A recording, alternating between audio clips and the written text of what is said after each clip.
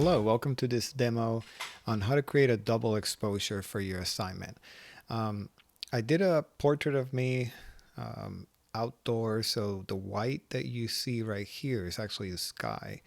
Um, so you want to create an exposure that you have the background bright enough, and then you have a silhouette, or you can have some detail in the portrait, but you want to have a good starting image. So you want to make sure that the image is bright enough, that is tight enough so you don't have to like stretch it or transform it. So you want to create the composition that you want. So I started with this portrait, and I have a couple pictures that I want to play with. So I have this one right here that is like a tree in my house, a palm tree also, and this that I just found on my file of a topographical map.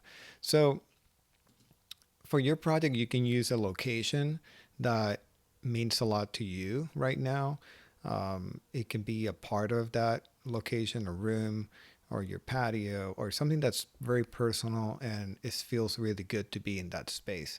Now, you can also use objects or things that identify you right now. These are just random things that I just went outside and photographed it and photographed myself. But we're going to try to make it interesting. Okay, so the first thing is getting a portrait and then getting the location or the objects.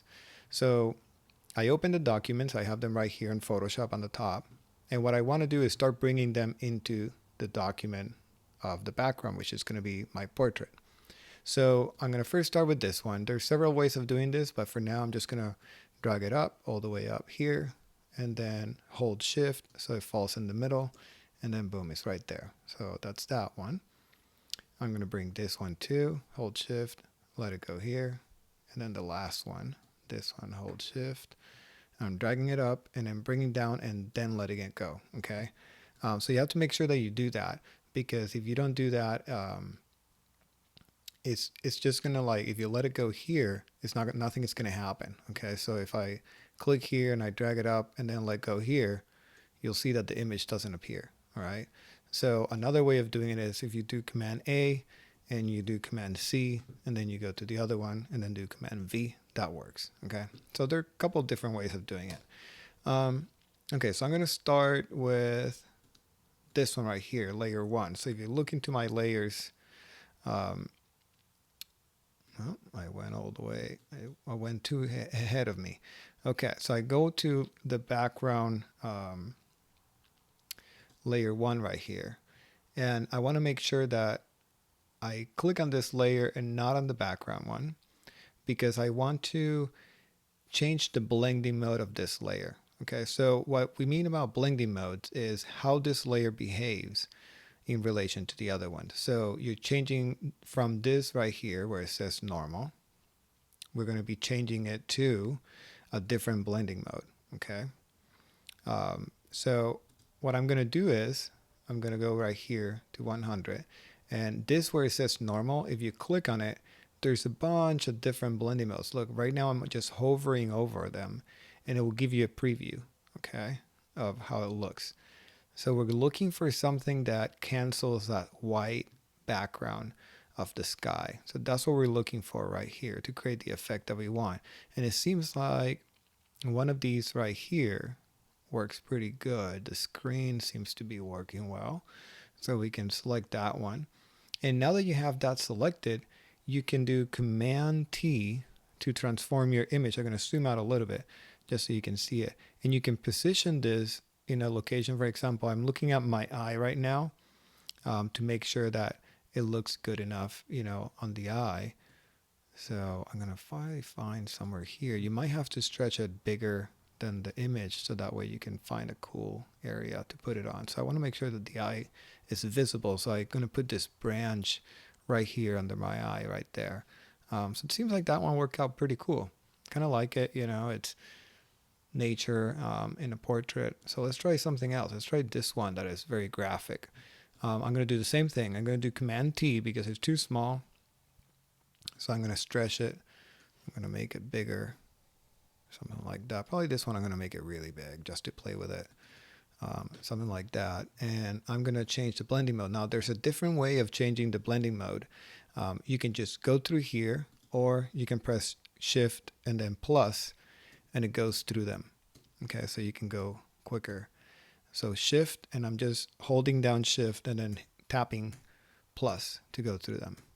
So let's see.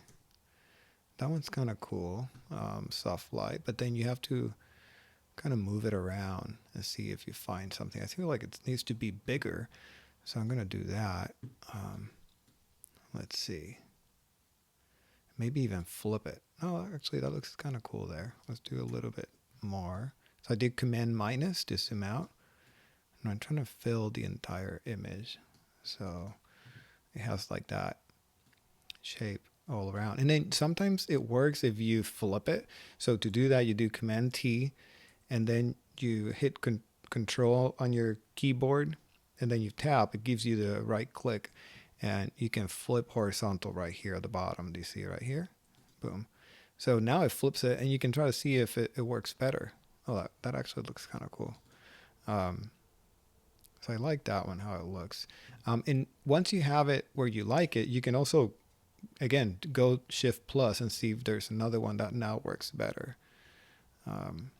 Let's see.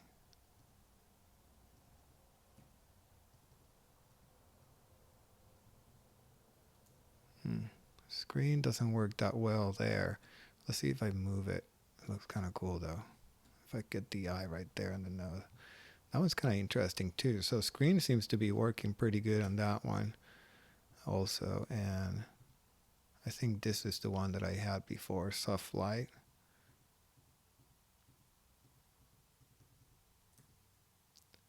Yeah, so I think I like soft light, so I'm going to look for a soft light right here. We had screen, linear overlay.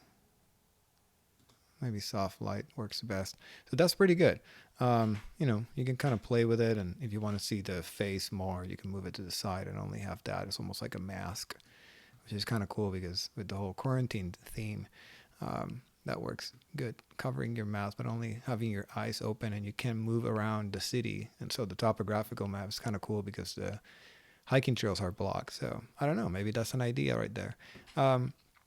So that one is with the topographical map. Now let's check out the palm tree, see what we can do with this. Now, this is a horizontal image, but I thought it could be kind of cool if we flip it. So I'm going to flip this, and I'm going to make it really big. So it's more like on my face. So something like that. Let's see how it looks. We might make it a little bit smaller in a little bit. But what I'm going to do is I'm going to click here, then Shift plus. Oh, wrong key.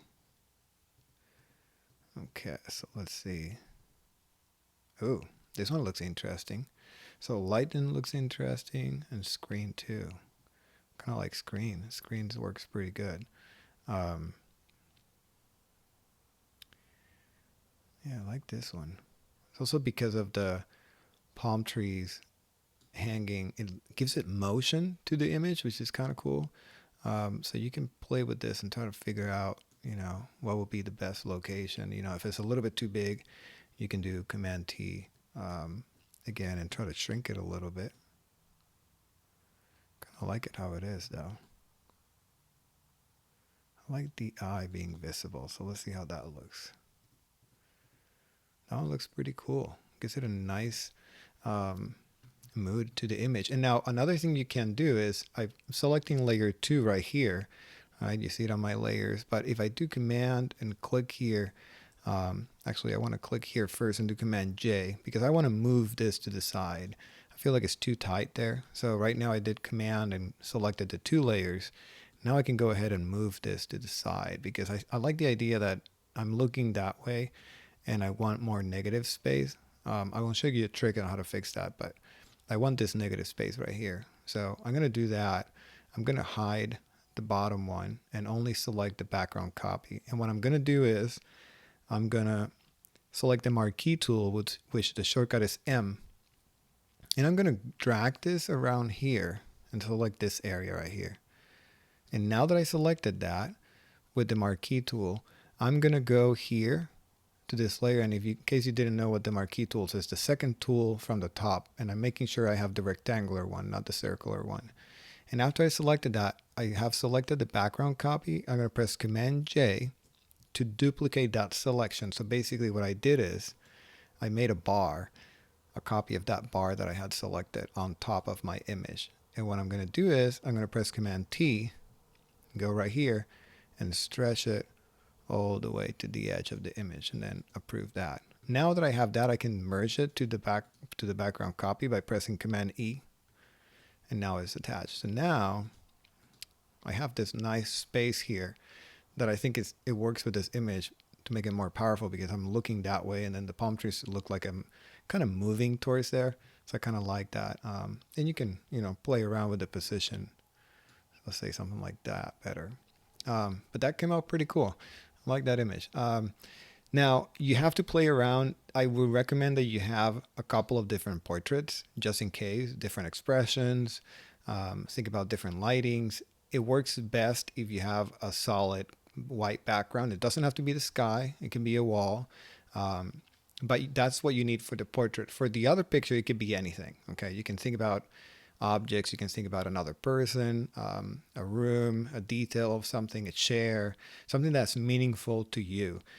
That's what this project is about. Okay, so it has to be something that speaks to you in a location that you feel like right now is a comfortable space.